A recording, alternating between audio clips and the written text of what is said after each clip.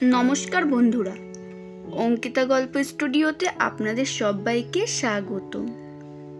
অঙ্কিতা গল্প স্টুডিওর আজকের নিবেদন আশাপূর্ণা দেবীর গজ উকিলের হত্যা রহস্য। কথায় বলে হাসতে হাসতে খুন। আশাপূর্ণা দেবীর এই নতুন কিশোর উপন্যাসে হাসতে হাসতে খুনের কিনারা।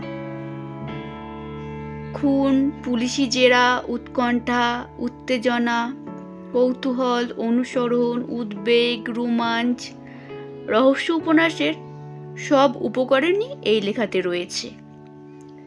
আরও একটি বাড়তি উপাদান রয়েছে। সচরাচর রহস্য উপন্যাসে যা দুর্লভ তা হলো অত্যন্ত দারুণ মজার সব পরিস্থিতির রসালো বর্ণনা। এই উপন্যাস একাধারে রসঘন এবং রহস্যঘন, কৌতুকময় এবং কৌতূহলকর, উত্তেজনামুখর এবং উল্লাসমাণ্ডিত। দুই বন্ধু পাশাপাশি ফ্ল্যাটে থাকেন, দাবা খেলে সময় কাটান, গজপতি উকিল আর গুপি মুক্তার। হঠাৎ গুপি মুক্তার শুনলেন গজ উকিল খুন হয়ে গেছেন। গলায় গামছা পেঁচিয়ে খুন করা হয়েছে তাকে। অবাক কাণ্ড! সেই মুহূর্তে নিজের গামছাখানা খুঁজে পেলেন না গুপি মুক্তার। পুলিশি জেরা আর ভূতের ভয় তো ছিলই, গামছা হারানোর আতঙ্কে দিশেহারা হয়ে পড়লেন গুপি মুক্তার। নিরুদ্দেশ হয়ে গেলেন নিজের ফ্ল্যাট থেকে। এদিকে দুই মূর্তিমান গুপি মুক্তারকে গোপনে অনুসরণ করে চলেছে। গুপি মুক্তারের অন্তর্ধান এবং এই দুই মূর্তিমানের পিছু ধাওয়া সব মিলিয়ে এক দারুণ সরস পরিণতিতে শেষ হয়েছে গজ উকিলের হত্যা রহস্য। তো চলুন উপন্যাসটা শুরু করা যাক। দুম করে একেবারে পাশের ফ্ল্যাটে এক ভয়াবহ খুন হয়ে যাওয়া গুপি মুক্তার যেন বেভুল হয়ে গেলেন। হবারই কথা, ব্যাপারটা শুধু ভয়াবহই তো নয়, রোমহর্ষকও। গজপতি উকিলের লম্বা চওড়া দশাশয়ী চেহারাখানি পাড়ার মধ্যে একটি প্রসঙ্গ ছিল। সেই তাগড়ায় লোককে কিনা দিনে দুপুরে শুধু গলায় একখানা গামছা বেঁধে, মানে যাকে বলে নিহত করে রেখে, কে বা কারা কে জানে, তার লোহার আলমারির লকার খুলে যথা সর্বস্ব নিয়ে হাওয়া হয়ে গেল। কেউ টের পেল না। একেবারে পাশের ফ্ল্যাটে গুপি মুক্তারও না। ভাবা যায়? তবু সেটাই শেষ কথা নয়। বেভুল হবার আরো কারণ আছে।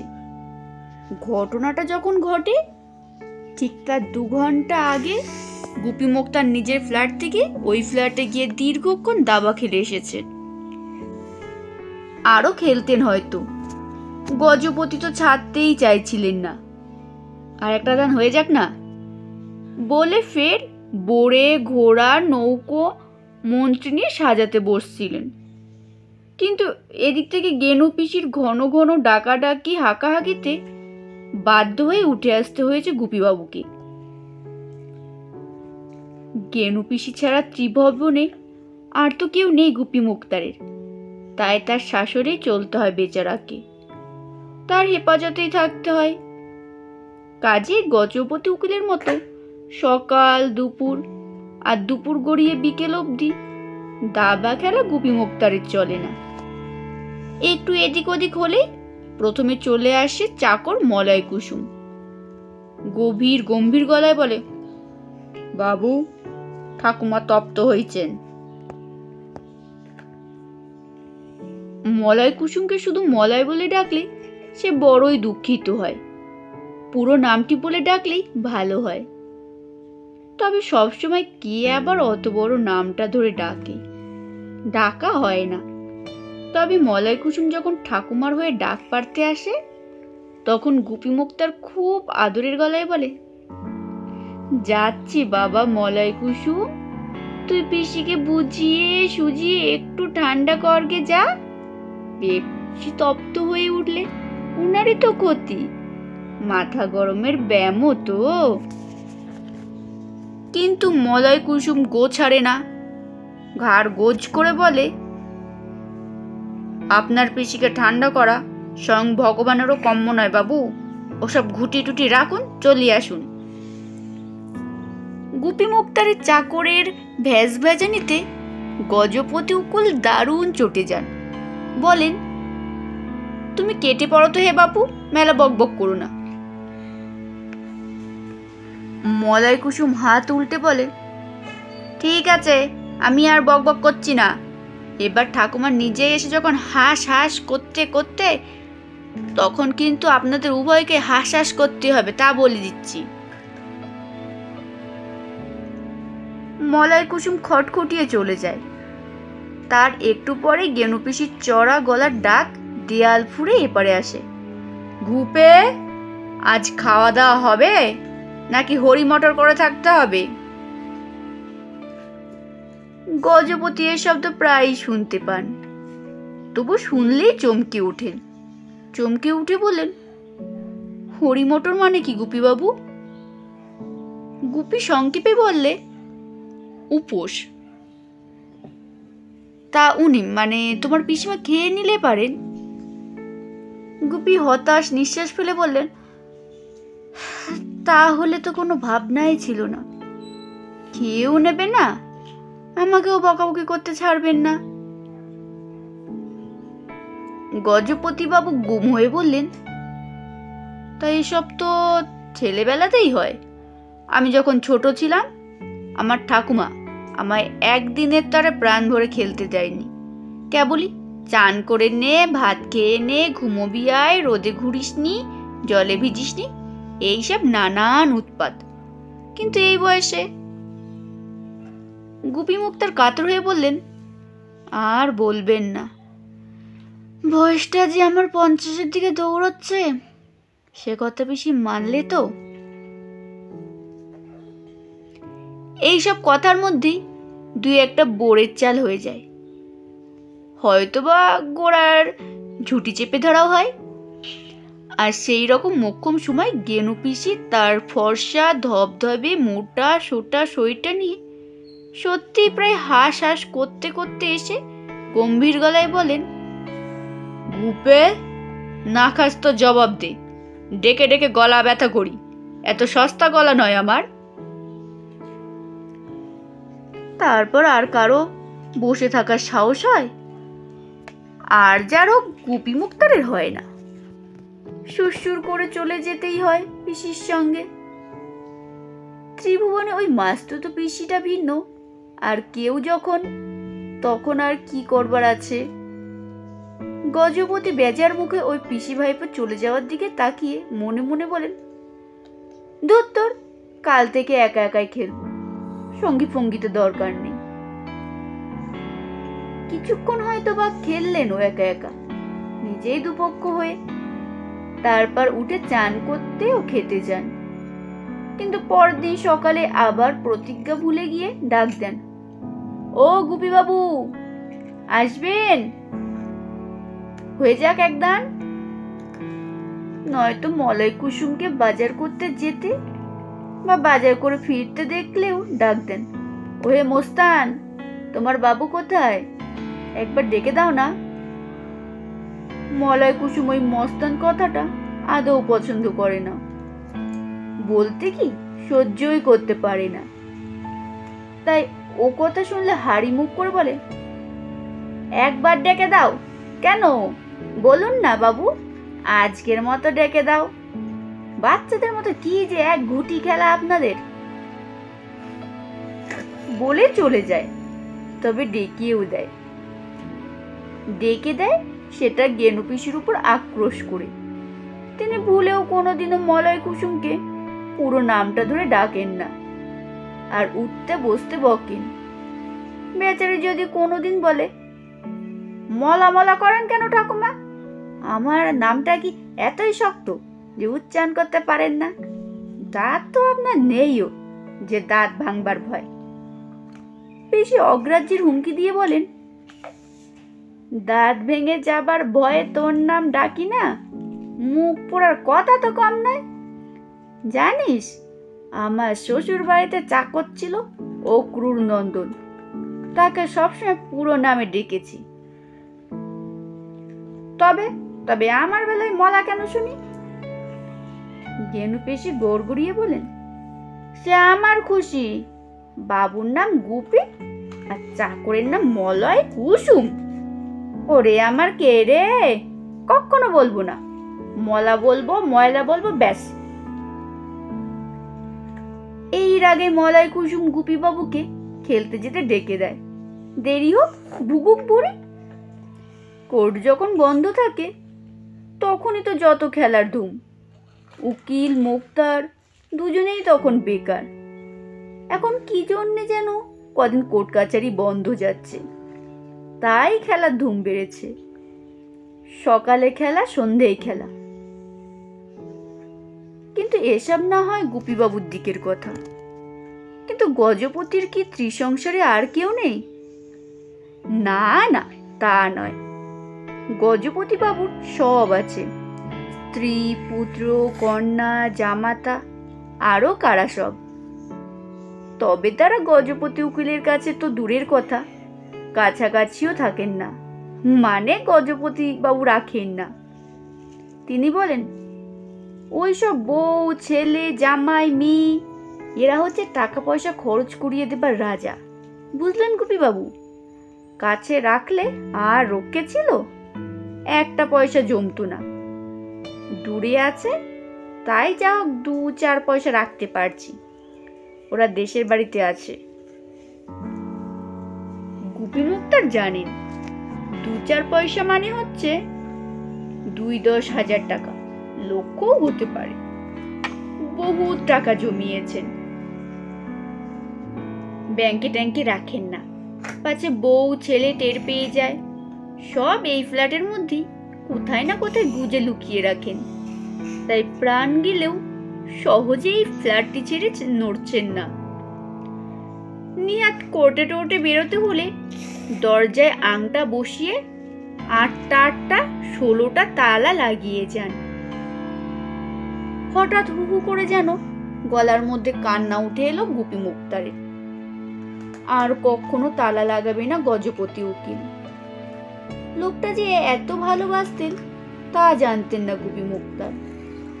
ঘটনাটা টের পেলেন গুপি মুক্তার বিকেল বেলা।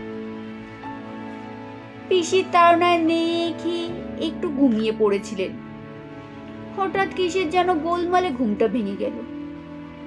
কি সেই গোলমাল? খুব কাছেই যেন, মনে হচ্ছে কারা সব আসছে যাচ্ছে, কি সব বলা বলি করছে। মলয়, মলয় বলে ডাক পারলেন, সাড়া পেলেন না। মনে পড়ল মলয় তো কোনোদিনই দুপুরে বিকেলে বাড়ি থাকে না। ভাত খেয়ে উঠে বেরিয়ে যান, ফেরে সেই সন্ধ্যায়। স্থির হয়ে কান পাতলেন, মনে হলো শব্দটা যেন পাশের ফ্ল্যাটের দিক থেকেই আসছে। গজপতি উকিলের বাড়ির লোকেরা, মানে ছেলে মেয়ে, গিন্নি টিন্নি, হঠাৎ দেশের বাড়ি থেকে চলে এসেছে বুঝি। তারই তো সব আসছে যাচ্ছে, কিন্তু তাই কি? ভারী ভারী বুটের শব্দ যেন। চেঁচিয়ে ডাকলেন, পিসি, পিসি। পিসিরও নো সাড়া। হঠাৎ ভয়ে বুকটা গুরু গুরু করে এলো গুপি মুক্তারের। পা দুটো কেঁপে গেল।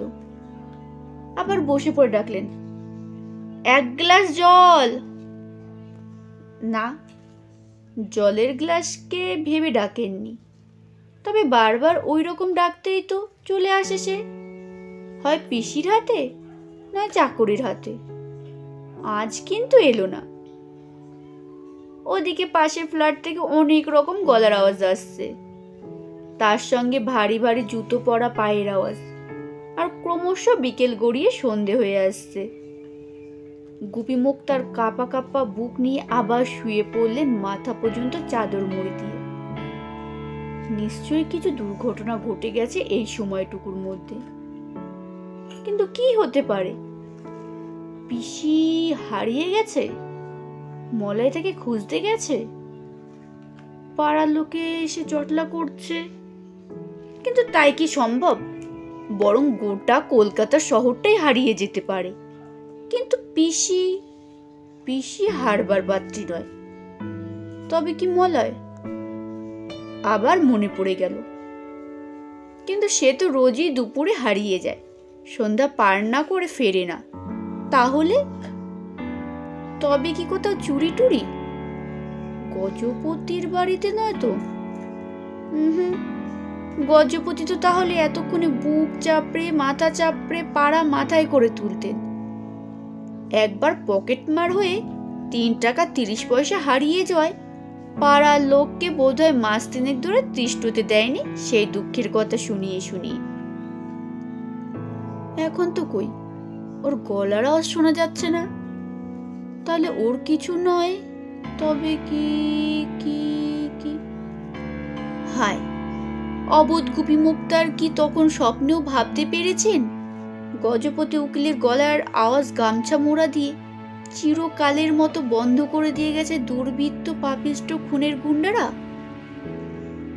ওদিকে বুটের আওয়াজ সিঁড়িতে নামছে উঠছে, মনে হচ্ছে যেন লাঠিও ঠোকা হচ্ছে কোথাও কোথাও।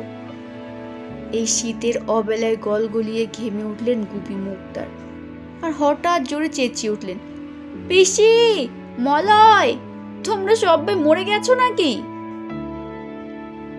এই চেঁচানিতে কাজ হলো। কোন দরজা দিয়ে যেন চলে এসে পিসি বলে উঠলেন, বালাই ষাট, সবাই মরবে কেন? মরেছে শুধু গজ উকিল। আহা, কিপটে হতভাগা সর্বস্ব নিয়ে গেছে গো, না খেয়ে না পড়ে পয়সা জমিয়ে মরেছিল হতভাগা। তবে তাই? গুপি মুক্তা থতমত খেয়ে বলেন, তা গজপতির চেঁচামচ্ছি শুনছি না যে? গেনু পিসি কপালে হাত থাবড়ে বলেন, আমার কপাল, তোর কি বুদ্ধি শুদ্ধি লোপ পেল গুপে? মরে গেলে কেউ চেঁচাতে পারে? বললাম না মরে গেছে গজ উকিল। খুনেরা এই দিন দুপুরে চড়াও হয়ে বেচারাকে গলায় গামছা পেঁচিয়ে খতম করে ফেলে সব নিয়ে গেছে। চোখ দুটো নাকি ঠিকরে উঠেছে। তাই বলি, গুলি নয়, বন্দুক নয়, ছোড়া নয়, ছুরি নয়, শুধু একখানা গামছা দিয়ে মানুষ খুন। তবে আর মানুষ সাবধান হবে কিসে বলো?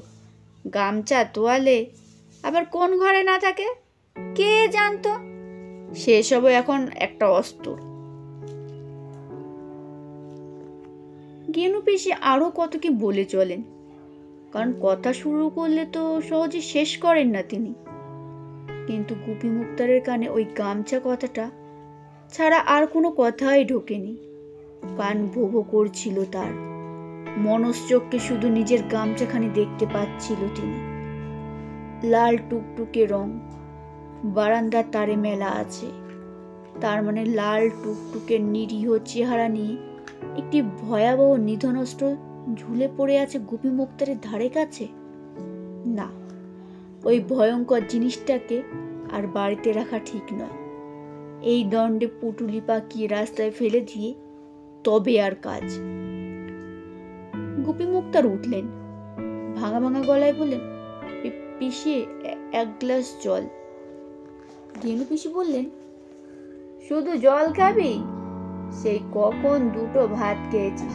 দাঁড়া, 2টো আনন্দ নাড়ু নিয়ে আসি, সকালে ভেজেছিলাম। আনন্দ নাড়ু শুনে গুপি মুক্তারের মাথার ইলেকট্রিক তার জ্বলে ওঠে। গজপতি উকিল মরে গেল, আর আমি এখন আনন্দ নাড়ু খেতে বসবো? গেনু পিসি উদাস গলায় বলেন, তা তুই তো আর মরিসনি, এ দুনিয়ায় কে কার? ভগবান যখন যাকে নেন। তবে হ্যাঁ, খেলাধুলার সঙ্গী ছিল তোর লোকটা। তা কি করবি বল? আয়, হাতটা মুখটা ধুয়ে নে। কিন্তু গুপি মুক্তারের মাথায় এসব কথা ঢুকছে না।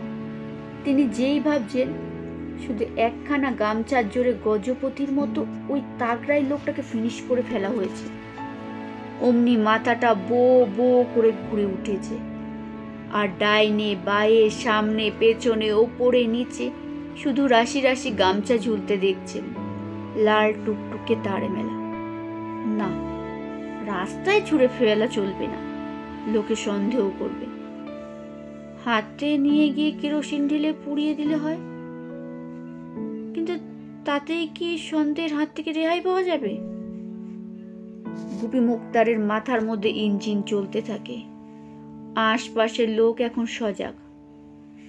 হঠাৎ যদি আগুন জ্বলার দৃশ্য দেখে ন্যাকড়া পোড়ার গন্ধ পায় আর নির্ঘাত ছুটে আসবে। না, এখানে নয়, দূরে চলে গিয়ে কোথাও গঙ্গায়। গঙ্গায় ভাসিয়ে দেওয়াই ঠিক। গঙ্গায় অমন কত গামছা ভাসে, নাইতে গিয়ে গামছা হারিয়ে আসা লোক তো ডাল ভাত। আর কোনো চিন্তা নাই, একটি পুরনো খবরের কাগজে মুড়ে গামছাটিকে স্রেফ গঙ্গায়। আচ্ছা, কোন গঙ্গায়? পাড়ায় গিন্নিদের গঙ্গার ঘাটে? নো নো নো, সেও কোনো সূত্রে ফিরে আসতে পারে। হাওড়া ব্রিজের ওপর থেকে বড় গঙ্গায় দেওয়াই ভালো। অতঃপর গুপি মুক্তার ভবিষ্যতে জীবনে আর কখনো গামছা ব্যবহার করবে না ঠিক করে ফেললেন। এত বড় একটা মারণাস্ত্রকে কাঁধে পিঠে বয়ে লালন পালন করবার কোনো মানেই হয় না। পিসি আনন্দ নাড়ু আনতে গেছে। এই অবসরে গুপি মুক্তার পিসির ভাড়ার থেকে একখানা পুরনো খবরের কাগজ হাতিয়ে নিয়ে বারান্দার দিকে এগিয়ে যান। কিন্তু এ কি, কোথায় সেই লাল টুকটুকে মোলায়েম গামছাখানি? তারে যাকে দুলে থাকতে দেখতে পাবার কথা, না, নেই। সামনে পেছনে ধারে কাছে কোথাও নেই। তাহলে গেল কোথায়? তবে কি? হঠাৎ আচমকা একটা সন্দেহ গুপি মুক্তার হৃৎপিণ্ডটা দুম দুম করে দুলে ওঠে। দুর্বৃত্তরা আগে গুপি মুক্তারি বাড়িতেই এসে ঢোকেনি তো? তারপর হাতাবার মতো কিছু না পেয়ে ওই গামছাখানা নিয়ে সটকেছে? নিশ্চয়ই তাই। ওইটা নিয়ে গিয়ে হানা দিয়েছে গজপতি উকিলের বাড়ি। হয়তো বাসন কোসন জিনিসপত্র গামছাটা বেঁধে নিয়ে যাবার মতলবে ছিল। তারপর শূন্য বাড়িতে একা গজপতিকে দেখে ভয়ঙ্কর হিংস্র ইচ্ছাটা জেগে উঠেছে তাদের। হ্যাঁ, একেবারে একা বাড়ি। একটা চাকরও রাখেন না গজপতি। নিজের সব কাজ নিজে করে নেন। মানে রাখতেন না, নিতেন না। এখন তো গজপতিবাবু ভূত ভবিষ্যৎ বর্তমানের প্রথমটি হয়ে বসে আছে। এখন তার ব্যাপারে সবই তেন দিয়ে বলতে হয়। গুপি মুক্তার আর এক দুর্ভাবনায় পড়লেন। এরপর পুলিশি তদন্তে যদি প্রকাশিত হয়ে পড়ে গামছাটা গুপি মুক্তারের, আর হত্যাকাণ্ডের মাত্র 2 ঘন্টা আগে গুপি মুক্তার নিহতের বাড়িতেই ছিলেন, তাহলে গুপি মুক্তার আর ভাবতে পারেন না। শুধু এইটুকুই ভাবেন, এখানে আর একদণ্ড তিষ্ঠুন নয়, চো পালাতে হবে। হ্যাঁ, পালাতেই হবে। শুধু পুলিশের সন্দেহেই ভয়তেই নয়, ওই ভয়ানক কাণ্ডটাও কারণ। জলজ্যান্ত একটা লোক সত্যি সত্যি খুন হয়ে গেছে কিছুক্ষণ আগেও, যার সঙ্গে দাবা খেলছিলেন গুপি মুক্তার। বাড়ি থেকে বেরিয়ে আসতে ওই 13 নম্বর ফ্ল্যাটটার সামনেটি দিয়ে হাত ছাড়া তো গতি নেই। কোনো দিন বেরিয়ে ফিরতে কত রাত্রিও তো হয়ে যায়। ওরে বাবা, সর্বনাশ, অসম্ভব! কে বলতে পারে? ভূত হয়ে যাওয়া গজপতি খোনা গলায় ডেকে উঠবেন কিনা, এই যে গুপি, আসবে নাকি? একদান হয়ে যাক। গুপি মুক্তার চারিদিক তাকালেন, দেখলেন দেয়ালের পেরেকে বাজারের থলিটা ঝুলছে। ফ্যাস করে টেনে নিলেন সেটা। তাড়াতাড়ি তার মধ্যে কিছু টাকা, একখানা ধুতি, একটা লুঙ্গি, একটা জামা আর টুথব্রাশটা ভরে নিয়ে বাথরুমের মধ্যে ঢুকে তার পেছনের দরজাটা খুলে জমাদার ওঠবার ঘোরানো লোহার সিঁড়ি দিয়ে নেমে গেলেন। বুকের মধ্যে ভারী বুটজুতো শব্দ। যেখানে এসে পড়লেন সেখানটাই মস্ত ফ্ল্যাট বাড়িটার পেছন দিক। যত রাজ্যের বাথরুমে নর্দমার মুখ, সবখানে নোংরা জল থই থই করছে। জমাদারটা যে কিছু কাজ করে না তা বোঝাই যাচ্ছে। অন্য সময় হলে এইরকম নোংরা জায়গায় পা দেবার মতো কথা ভাবতেই পারতেন না গুপিবাবু। কিন্তু এখন তো আর মাথার ঠিক নেই, এখন শুধু চিন্তা কেউ না দেখতে পায়। ওই নোংরা গলিটা দিয়ে বেরোতে হলেও যে ঘুরে সামনের গেট দিয়ে বেরোতে হয়। গুপি মুক্তারের এটা জানা ছিল না। ডিঙিয়ে ডিঙিয়ে পাক দিয়ে বেরিয়ে এসে দেখেন, ওরে বাবা, সামনে সাক্ষাৎ জম। গেটের সামনে পুলিশের সেই জাল ঘেরা কালো গাড়ি একখানি গম্ভীরভাবে দাঁড়িয়ে আছে। গুপি মুক্তার পিছু হটতে থাকেন। হটতে হটতে আবার সেই নোংরা গলিতে গিয়ে পড়েন। আর এখন গুপি মুক্তারকে ঠিক একটি পাকা চোরের মতো দেখতে লাগে, কারণ গুপি এখন পাঁচিল ডিঙো বা তাল করছেন। ছাদ থেকে নেমে আসা রেন ওয়াটার পাইপ বেয়ে খানিকটা উঠে গিয়ে প্রায় ঝাঁপিয়ে পাঁচিলের ওপরে গিয়ে পড়লেন গুপি। এখন ওদিকে নেমে যেতে হবে ঘোষ্টে চেষ্টে, যে করে হোক। খুব বেশি উঁচু পাঁচিল নয়, এই যা। কিন্তু অন্য বিপদ আছে। পাঁচিলের মাথায় ভাঙা কাচের টুকরো পোতা, তার মানে ঘোষ্টে নামতে গেলে জামা ছিঁড়বে, বুকের ছাল চামড়া ছিঁড়ে ওয়ার হয়ে যাবে। কিন্তু গেলেই বাকি, পালাতে তো হবে। বেভুল হয়ে যাওয়া গুপি মুক্তারের এখন মাথার মধ্যে পিন ভাঙা গ্রামোফোন রেকর্ডের মতো ওই একটা কথাই বেঁচে চলেছে, পালাতে হবে। যেন ভূত হয়ে যাওয়া গজপতি উকিল তাকে তাড়া করেছে। যে থলিটায় কাপড় লুঙ্গি নিয়েছিলেন গুপি মুক্তার, সেটা কাঁধ থেকে নামিয়ে ওই ভাঙা কাচের খোঁচার ওপর পেতে আস্তে পাঁচিলের বুকে রেখে সাবধানে ওপারে নেমে পড়লেন। যদিও ধূপ করে একটা শব্দ হলো আর বুকটাও কিছু জখম হলো, তবু হাত বাড়িয়ে থলিটা নিয়ে চটপট এগিয়ে গেলেন। ফ্ল্যাট বাড়ির পেছনের দিকটায় যে একটা বস্তি আছে তা জানতেন না গুপিবাবু, তাকিয়ে দেখেনি না কোনোদিন। এখন এর মধ্যে দিয়ে যেতে গিয়ে অবাক হলেন। অত ভালো ফ্ল্যাট বাড়িটার পেছনের দিকটা এমন নোংরা গলি, পচা গন্ধ। নাকে রুমাল চেপে গলিটা পার হয়ে গেলেন গুপি মুক্তার। এখন কোনো মতে হাওড়া স্টেশনে গিয়ে পড়ে যে কোনো একটা ট্রেনে চেপে কলকাতা ছাড়া হওয়া। তারপর যা আছে অদৃষ্টে। খুনের ব্যাপারটা পুরনো হয়ে গেলে আর 13 নম্বর ফ্ল্যাটের সামনের গা ছমছমিয়ে কমলে তবে ফেরা যাবে। ততদিনে নিশ্চয়ই খুনি ধরা পড়বে, হয়তো তার ফাঁসিও হয়ে যাবে। তখন আর গুপি মুক্তারের গামছার কথা উঠবে না। মনটা একটু নিশ্চিন্ত করে জোরে জোরে পা চালিয়ে এগিয়ে গেলেন গুপি।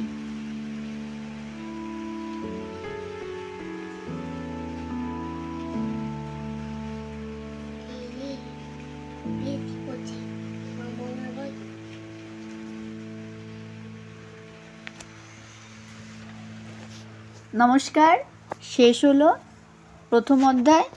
দ্বিতীয় অধ্যায় নিয়ে খুব শিগগিরই আসবো।